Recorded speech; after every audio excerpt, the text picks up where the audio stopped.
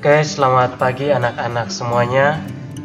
Hari ini Pak Guru akan memberikan soal latihan untuk anak-anak sebagai persiapan untuk penilaian akhir semester ganjil nanti ya. Ada beberapa soal yang akan Pak Guru bahas, Pak Guru ajarkan untuk anak-anak, sehingga anak-anak perhatikan dengan baik supaya bisa mengerti, dan apabila nanti ada soal-soal yang keluar nanti di ujian penilaian akhir semester juga nanti anak-anak bisa mengerjakannya dengan baik. Baik, kita mulai. Yang pertama, ada soal yang berbunyi memaafkan seseorang atas kesalahan yang dilakukannya dan tidak mengungkit kesalahan itu lagi adalah pengertian dari jawabannya adalah mengampuni. Selanjutnya, bukti kasih dan pengampunan Allah atas orang berdosa itu Allah tunjukkan melalui kematian Yesus Kristus di atas kayu salib. Dan tujuan utama Yesus Kristus datang ke dunia yaitu untuk menyelamatkan manusia yang berdosa. Jadi manusia yang berdosa yang mau bertobat pasti akan diselamatkan oleh Tuhan. Di sini anak-anak bisa melihat sebuah cerita tentang Shirley dan Hesti. Shirley dan Hesti sudah berteman sejak SD sampai SMP. Suatu ketika Hesti sakit dan memberikan surat izin kepada Shirley untuk menyampaikan kepada wali kelas Hesti, tetapi Shirley lupa memberikan surat itu kepada wali kelas, sehingga ketika Hesti sembuh dan masuk sekolah ia dimarahi oleh wali kelasnya. Jadi Hesti menjadi marah dan kecewa dengan Shirley. Tetapi ketika Shirley meminta maaf kepada Hesti, maka Hesti menerima dan memaafkan Shirley. Sikap yang ditunjukkan oleh Hesti adalah sikap yang mau mengampuni. Jadi seperti soal di atas, arti mengampuni adalah pembebasan dari tuntutan karena melakukan kesalahan atau kekeliruan. Ini dia jawabannya ya. Hubungan manusia dan Allah rusak. Terjadi konflik di dalam diri manusia.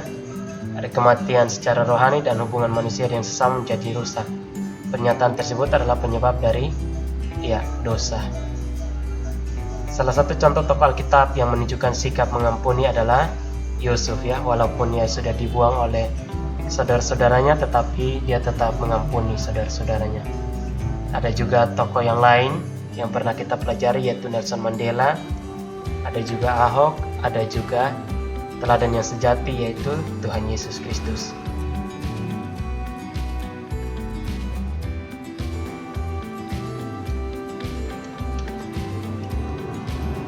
Selanjutnya, berbalik secara total dari perbuatan lama yang melawan kehendak Allah ke hidup yang baru, yaitu menurut kehendak Allah adalah pengertian dari bertobat.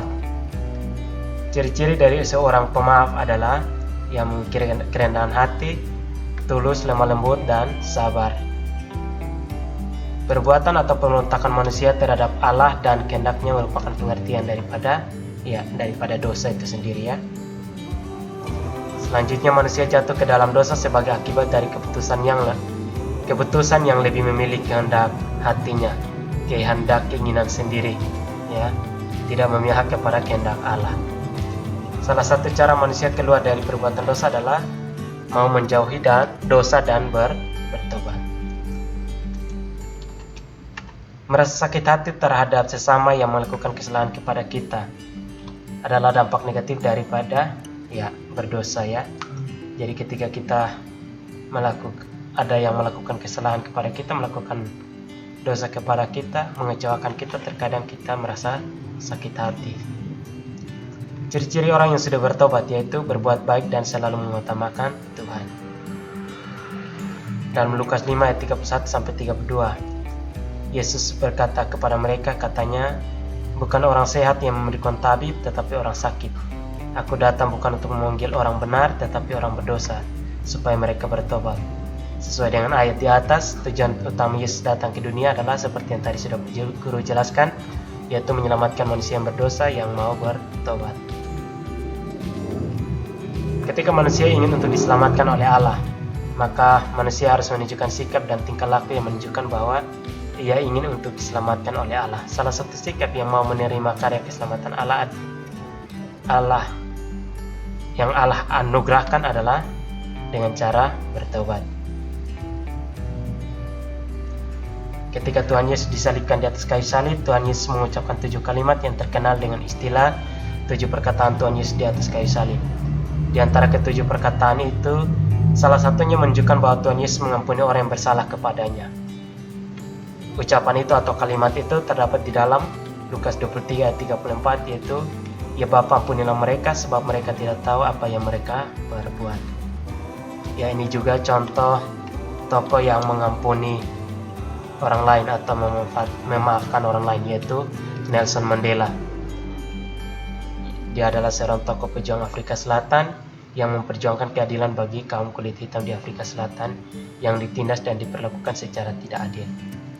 Dia memaafkan orang-orang di sekitarnya, orang terdekatnya, bahkan dia pernah berkata, "Kamu harus terlebih dahulu mengampuni seseorang yang berada di dekatmu dan paling banyak menyakitimu. Jika kamu mampu melakukannya, kamu dapat mengampuni semua orang yang melakukan kejahatan kepadamu."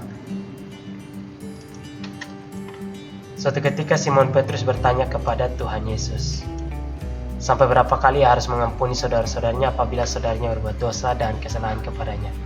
Apakah sampai 7 kali atau berapa kali? Lalu Tuhan Yesus menjawab dan memerintahkan agar Simon Petrus mengampuni sesama sampai 70 kali 7 kali. Cerita tentang pengampunan ini terdapat di dalam kitab Matius 18 ayat 22. Pengampunan yang tulus dan lahir dari kebaikan hati adalah pengampunan yang bersifat memperbaiki dan merekatkan, ya.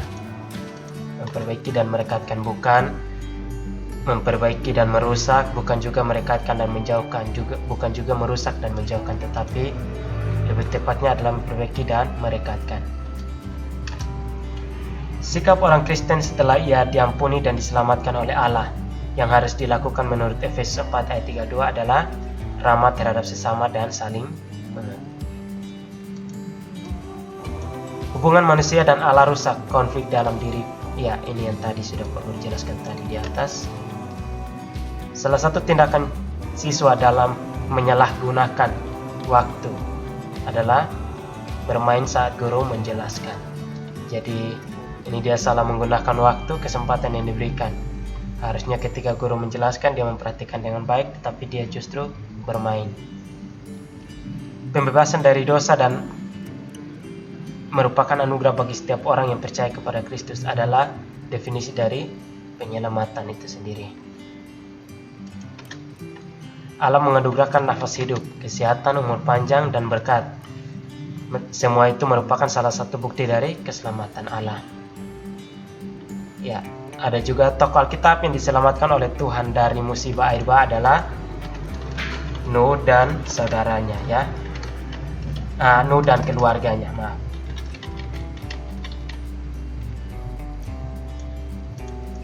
Ketika manusia berdosa, maka hubungan manusia dengan Allah menjadi putus.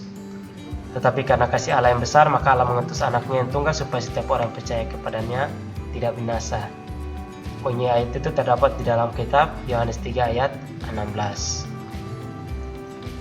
Puncak pengampunan dan penyelamatan manusia adalah penyaliban Tuhan Yesus di Bukit Golgota. Makna pengampunan yang tergambar dalam bentuk salib adalah, jadi anak-anak lihat bentuk salib ada bentuknya seperti tambah, ya.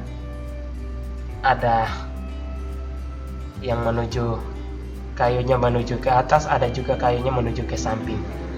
Nah, makna daripada bentuk salib itu adalah memperbaiki hubungan manusia dengan Allah dan hubungan manusia dengan sesamanya.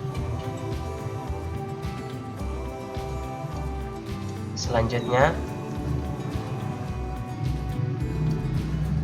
makna pertobatan menurut orang percaya adalah perubahan pola pikir dalam hubungan dengan Yesus Kristus. Kita bisa belajar dari pertobatan Petrus yang pernah menyangkal Tuhan Yesus, kemudian menyesal dan malu. Akhirnya ia bertobat dan dipulihkan oleh Tuhan. Lebih dari itu, Petrus diperintahkan untuk menggembalakan domba-domba Tuhan Yesus, yaitu di dalam Yohanes 21 ayat 15-19. Jadi bertobat berarti mengubah semua sikap dan gaya hidup yang semula tidak hidup dalam iman kepada Yesus Kristus menjadi hidup beriman kepadanya dan hidup dalam iman. Ujian mata pelajaran kedua. Terima kasih. Dosa terdiri dari 3 bentuk, yaitu pikiran, perkataan, dan perbuatan. Sebab upah dosa ialah maut, tetapi kasih karunia Allah ialah hidup yang kekal dalam Kristus Yesus Tuhan kita. Selanjutnya, kerusakan moral. Manusia menjadi egois dan melanggar firman Tuhan, melakukan ketidakadilan. Ini merupakan tindakan dari dosa, ya.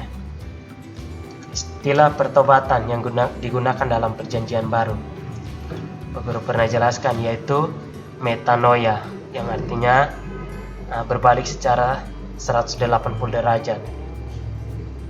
Jadi membelakangi apa yang dibelakangi dulu dan menghadap kepada apa yang dibelakangi dulu, ya.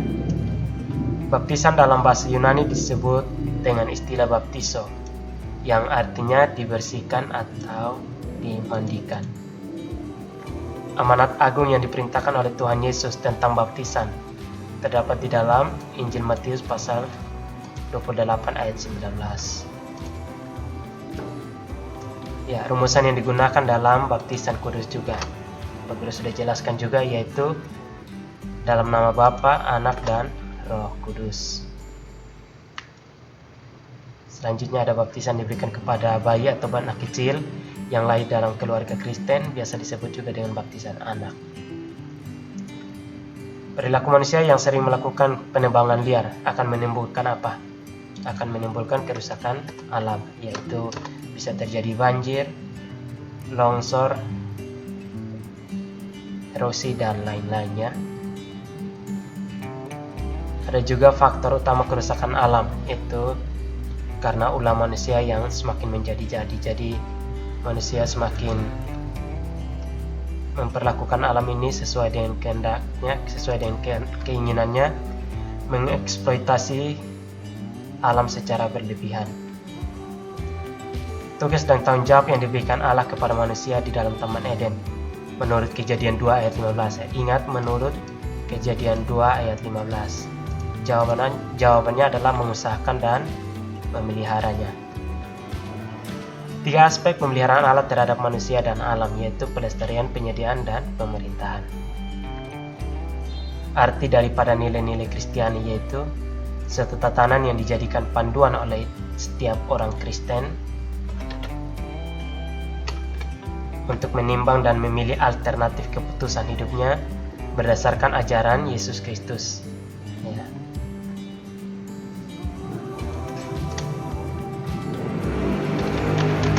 Selanjutnya,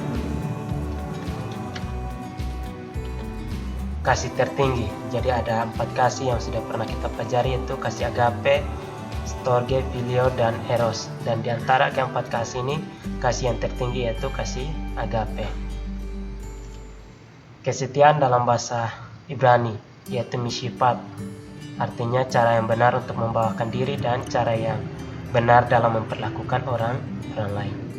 Ya, ini dia. Selanjutnya ada kasih filio yaitu kasih pertemanan. Ada kasih storge, kasih karena hubungan darah. Kasih eros karena ketertarikan fisik. Di dalam Galatia 5 ayat 16-26 juga dengan tema hidup menurut daging atau roh.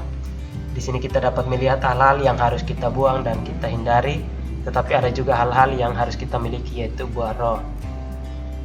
Nah, di sini ada buah roh yang sudah pernah anak-anak pelajari, yaitu kasih, sukacita, dan seterusnya. Berusaha untuk bersikap secara dewasa, mengendalikan atau menguasai diri, serta mampu mengontrol diri secara baik dan benar. Itu adalah definisi daripada penguasaan diri. Suatu ketika Bagas menemukan uang 100.000 dalam kelas. Tetapi karena ia tidak tahu uang itu milik siapa, akhirnya ia memutuskan untuk memberitahukan dan memberikan uang tersebut kepada wali kelasnya. Sikap yang ditunjukkan oleh Bagas menunjukkan bahwa di dalam dirinya terdapat nilai apa? Ya, nilai kejujuran, ya. Tuhan Yesus adalah tokoh yang sempurna ketika kita ingin mewujud nyatakan kesetiaan dalam kehidupan sehari-hari. Bukti utama kesetiaan Yesus adalah rela mengorbankan dirinya di atas kayu salib. Salah satu jenis latihan untuk mengembangkan sukacita yang muncul dari dalam hati adalah membiasakan diri untuk bersyukur.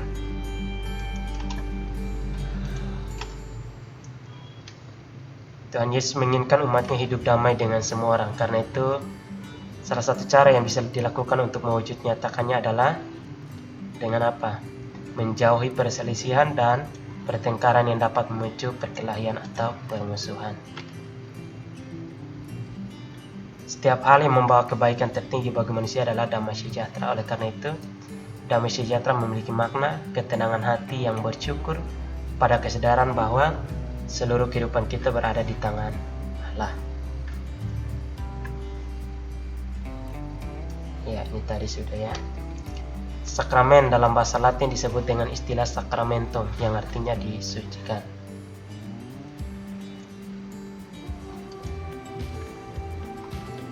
Ya, anak-anak bisa lihat soal selanjutnya. Ada juga makna baptisan kudus bagi orang Kristen, yaitu menjadi milik Kristus dalam keluarga kerajaan Allah. Ada soal selanjutnya juga. Pada waktu itu tampillah Yohanes Pembaptis di padang gurun Yudea dan memberitakan, bertobatlah sebab kerajaan sorga sudah dekat. Lalu orang-orang datang sambil mengaku dosa mereka dibaptis. Baptisan yang dilakukan oleh Yohanes Pembaptis adalah baptisan sebagai tanda pertobatan. Ya, ini bunyi Matius 28 ayat 19 ya.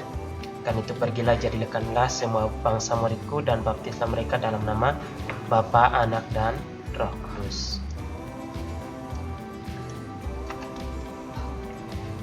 Ya, salah satu bukti bahwa Tuhan Yesus mempraktikkan tentang hal pengampunan juga, yaitu mengampuni perempuan yang berzina.